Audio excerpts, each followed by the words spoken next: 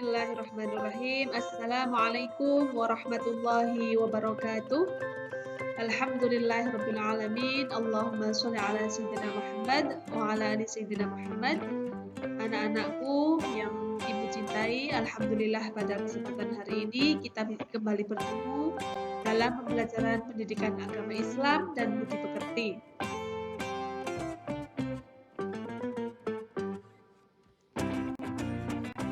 Baiklah anak-anakku, kemarin kita sudah belajar berkaitan dengan muamalah praktik ekonomi dalam Islam.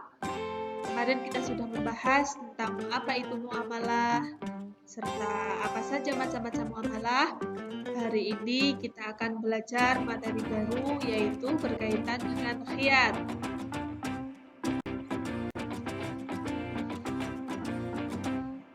Nah, apa yang disebut dengan khiyar? Khiyar dalam praktik jual beli pasti akan terjadi tawar-menawar antara penjual dan pembeli sebelum terjadinya akad. Nah, kegiatan inilah yang sering disebut dengan khiyar.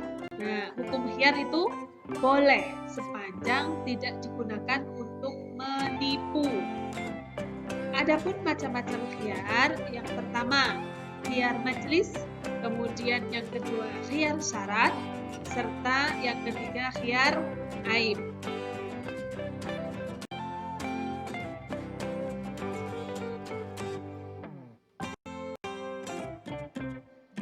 Yang disebut dengan khiyar majelis yaitu khiyar yang dilakukan penjual dan pembeli untuk meneruskan jual beli atau membatalkannya pada waktu masih berada di tempat akad jual beli.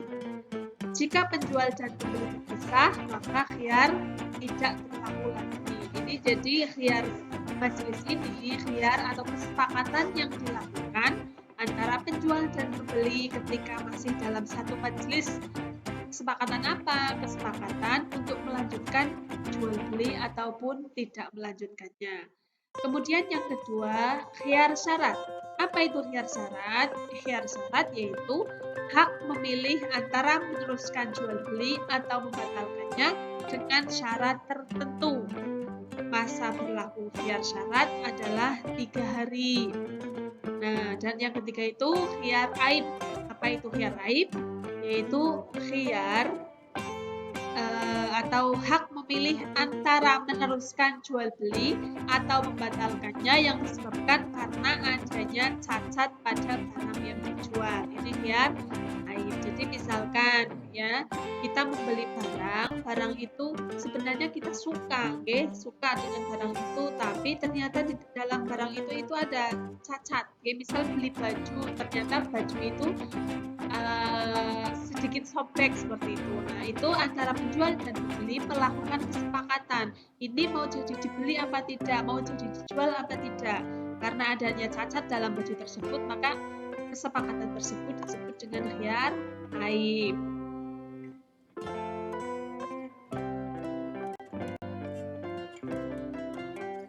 Kemudian yang kedua, yang masih sesuatu yang masih berkaitan dengan jual beli selain khiyar itu ada riba.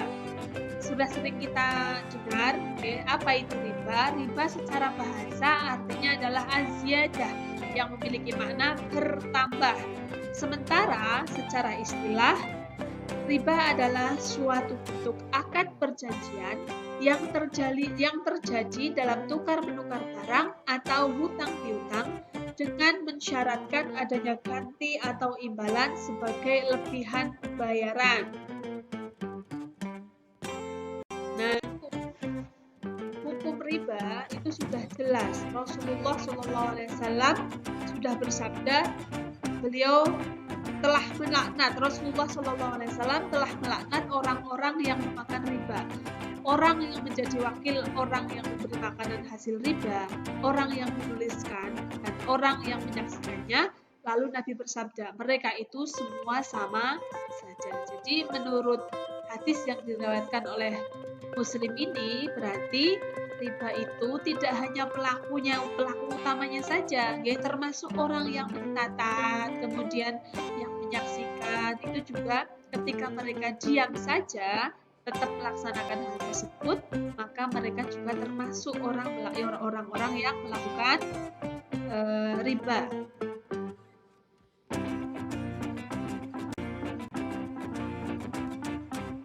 Adapun macam-macam riba, yang pertama adalah riba fadl atau riba fadli, yaitu riba yang terjadi melalui tukar-menukar benda atau barang yang sejenis dengan tidak sama jumlah dan volumenya. Ini namanya riba fadli. Misal, ada jenis beras yang satu misalkan lebih bagus dibandingkan yang satunya. Nah, ini dilakukan tukar-menukar, tetapi dengan takaran yang berbeda. Ini disebut dengan khiyar fadli. Kemudian yang kedua, khiyar qardi, yaitu riba, mohon maaf, bukan khiyar tapi riba, yaitu riba dengan sebab hutang piutang atau pinjam-pinjam dengan syarat menarik keuntungan dari orang yang meminjam atau yang berhutang.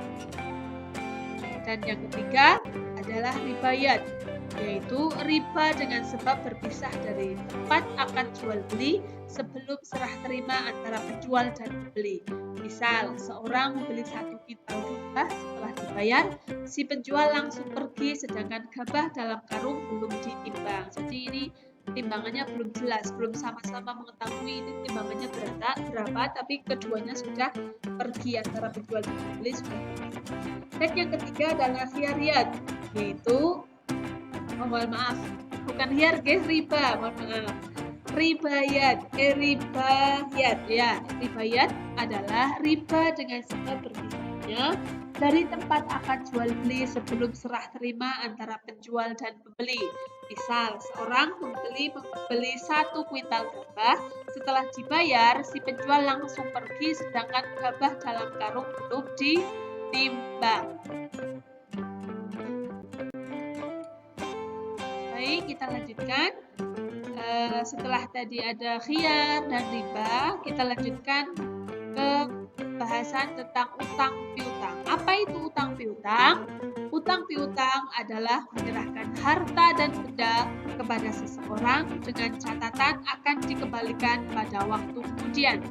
Tentu saja dengan tidak mengubah keadaan. Misalnya, hutang 100.000 kemudian harus dikembalikan atau dilunasi dengan nominal yang sama, yaitu 100.000. Tidak boleh ada kelebihan.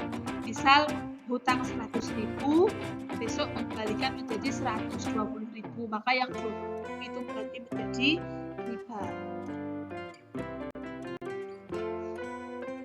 Adapun rukun utang piutang, yang pertama yaitu yang berpiutang dan yang berhutang ada harta atau barang. Ada yang berhutang, kemudian ada piutang, dan ada harta atau barangnya. Sementara ada lafal selain itu juga ada lafal kesepakatan. Misal, saya utangkan ini kepadamu. Yang utang menjawab, ya, saya utang dulu beberapa hari lagi. Sebutkan berapa harinya biar jelas, 1 bulan atau 1 minggu atau 1 hari. Atau jika sudah punya akan saya lunasi. Itu namanya kesepakatan atau lafal hutang piutang. Selanjutnya kita akan belajar tentang sewa menyewa. Apa itu sewa menyewa? Sewa menyewa dalam fikih Islam disebut dengan ijarah. Artinya, imbalan yang harus diterima oleh seseorang atas jasa yang diberikannya. Jasa di sini berupa penyediaan tenaga dan pikiran, tempat tinggal, ataupun hewan. Dasar hukum ijarah dalam firman Allah Subhanahu wa taala Quran surah Al-Baqarah ayat 233 yang artinya, dan jika kamu ingin anakmu disusukan oleh orang lain, maka tidak ada dosa bagimu apabila kamu memberikan pembayaran menurut yang patut. Ini hukum sewa menyewa. Terdapat dalam Quran surah Al-Baqarah ayat 233. Adapun syarat dan rukun sewa menyewa, yang pertama, balik dan berakal. Yang kedua, bukan karena dipaksa. Serta yang ketiga, barang hak milik. Jadi bukan barang orang lain yang disewakan, tapi barang hak milik. Yang keempat, ditentukan barangnya serta keadaannya.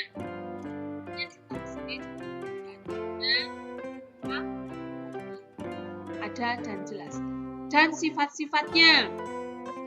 Misal, ini ditentukan barang, misal pinjam tenda gitu ya, berarti ya harus jelas tenda itu keadaannya seperti apa. Kemudian termasuk misalnya beli pinjam barang, sifat-sifat dari barang tersebut juga harus diketahui. Kemudian manfaatnya juga diketahui serta berapa lama manfaat barang tersebut harus disebutkan dengan jelas ya. Dan yang terakhir, harga sewa dan cara pembayarannya juga harus ditentukan. Itu tadi penjelasan tentang khiyar, riba, utang piutang serta sewa menyewa yang telah kalian saksikan tadi. Untuk materi selanjutnya kalian bisa pelajari dalam modul yang telah Ibu share di grup kelas, melalui link bisa kalian pelajari untuk lebih lanjut. Untuk itu materi hari ini kita cukupkan sampai di sini, dan silahkan nanti dilanjutkan dengan berdiskusi kelompok bersama teman-teman kalian. Dan saya akhiri untuk pembelajaran hari ini berkaitan dengan muamalah Islam. Kita akhiri dulu sampai di sini, dan pertemuan yang akan datang kita akan membahas tentang syirkah. Demikian, Assalamualaikum warahmatullahi wabarakatuh.